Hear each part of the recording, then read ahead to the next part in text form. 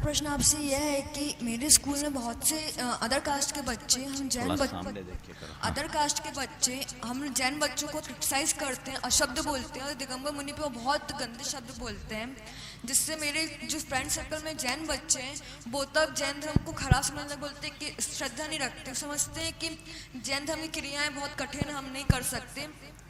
यहाँ तक कि वो बच्चा कहता है जिस तरह हिटलर ने ज्यूश लोगों को मारा तो वैसे वो भी जैन धर्म को बिल्कुल मिटा डालेगा, सत्ता पे आ जाएगा वो।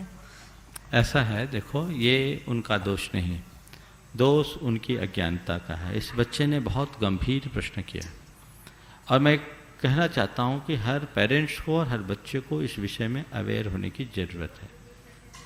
जैन धर्म की वास्तविक जानकारी न हो पाने के कारण लोग जैन धर्म को गलत तरीके से प्रस्तुत करते हैं। जैसे जैन धर्म एक कठोर साधना है, जैनियों में बड़ी कठोरता है, जैन लोग ऑर्थोडॉक्स होते हैं, एक बात की जाती है। और जैन धर्म के अनुसार दिगंबर मुनि की चर्या को कई लोग समझ नहीं पाते। इसके लिए सबसे पहली ज़रूरत तो है कि हम अपने जैन बच्चों को इस बात को ठीक ढंग से समझाएं कि दरअसल जैन धर्म है क्या, और जैन मुनि यदि दिगंबर हैं तो उनके दिगंबर होने का आशय क्या है, वो लज्जा की बात है या गौरव की बात, इसे समझाएं।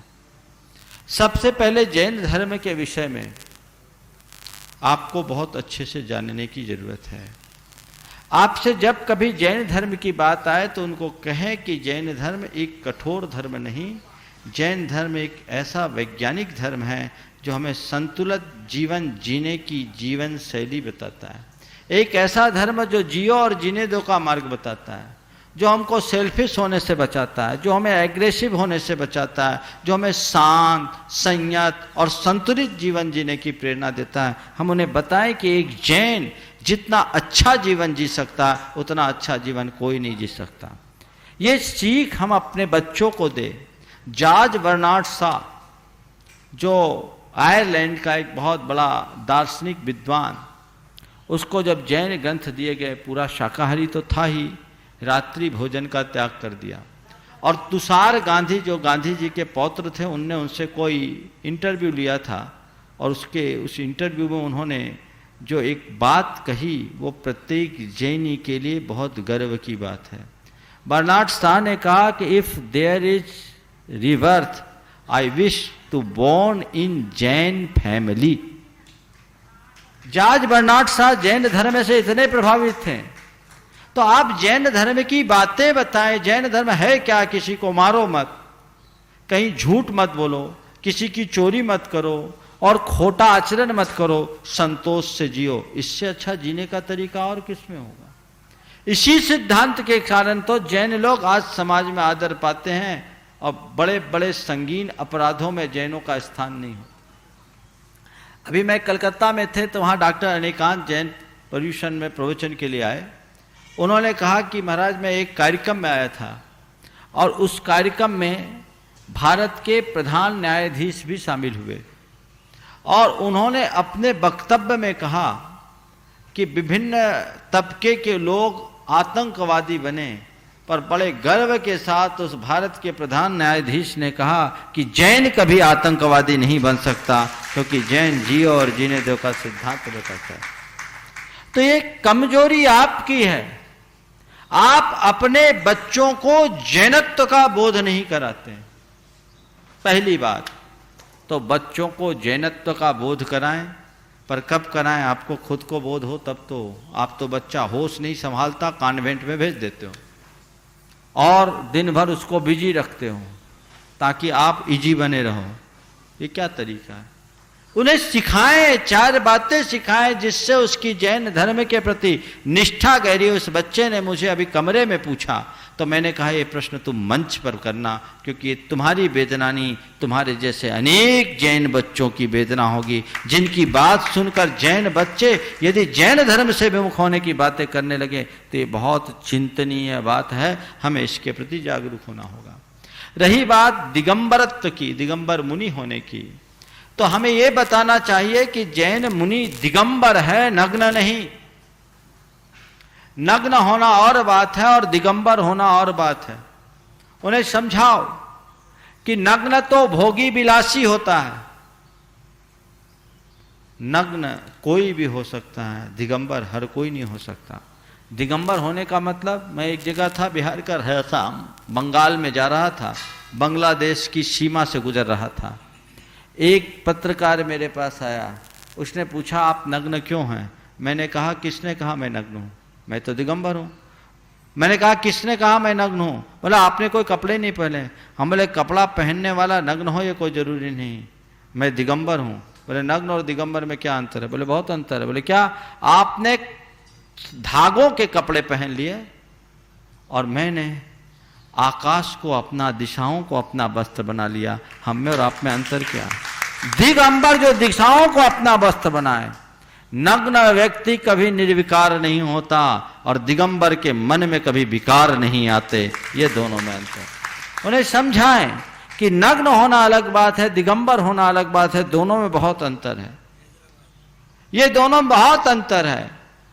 चारित्र चक्रवर्ती आचार्य शांति सागर जी महाराज जब दक्षिण भारत से उत्तर भारत की ओर आ रहे थे तो उनसे लोगों ने कहा महाराज उत्तर भारत के लोग बड़े कुटिल हैं, आपको तकलीफ होगी, आप कोई मंत्र सिद्ध करके जाएं।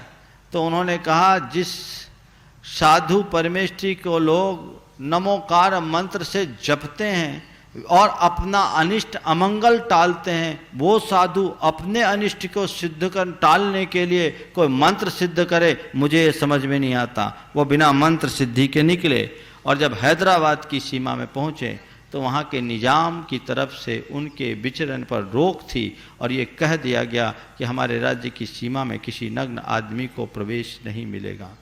सर सेठ हुकुमचंद जी जैन जो इंदौर में उस समय जैन समाज के एक बहुत बड़े स्तंभ थे, नेता थे, उनको मालूम पड़ा तो वो सब जाकर हैदराबाद के निजाम को सारी वस्तु स्थिति से अवगत कराए और उनको अवगत कराने के बाद जब उन्हें बताया कि इन महाराज का स्वरूप ये चर्या है तो हैदराबाद के निजाम ने कहा ठीक महाराज आएंगे और मैं खुद उनका स्वागत करूंगा, मेरी बेगम उनका स्वागत करेगी।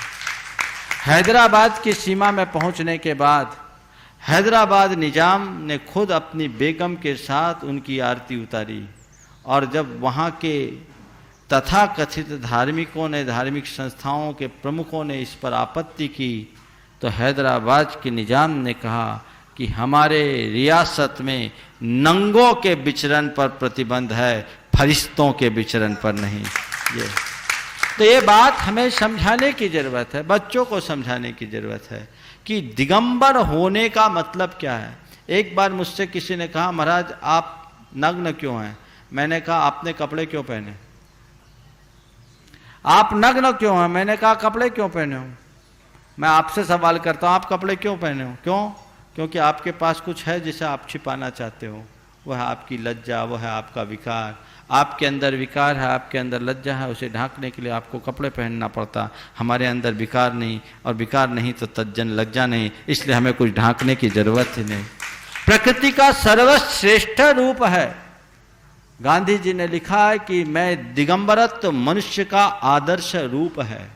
तो उन्हें ये बातें बताना चाहिए और अपने बच्चों को ये सिखाना चाहिए कि दिगंबर मुनि केवल वस्त्र विहीन नहीं होते बल्कि उनकी जो चर्या है वह चर्या उन्हें धरती का भगवान बना देती है। वो चर्या कितनी उत्कृष्ट चर्या, जैन साधना जितनी उत्कृष्ट है और जैन साधु की चर्या जितनी निर्मल है आज भारत में किसी की नहीं। हम लोग अमरकंटक गए सन 1994 की बात। आचार्य गुरुदेव के आगवानी के लिए अमरकंटक के सारे संत आए। 15 जनवरी का दिन था, हिल स्टेशन है, नीचे बादल, ऊपर हम लोग चल रहे थे और वहाँ के साधु लोग ओवर कोट पहनकर आगवानी करने आए थे। और वहाँ आकर के उनने देखा ये एकदम कुछ नहीं, बिना चटाई के, हमारे संग में ज़्यादातर मुनिराज चटाई नहीं ओढ़ते और कड़कड़ाती ठंड में, उन दिनों मैं भी गुरु चरणों में ही था।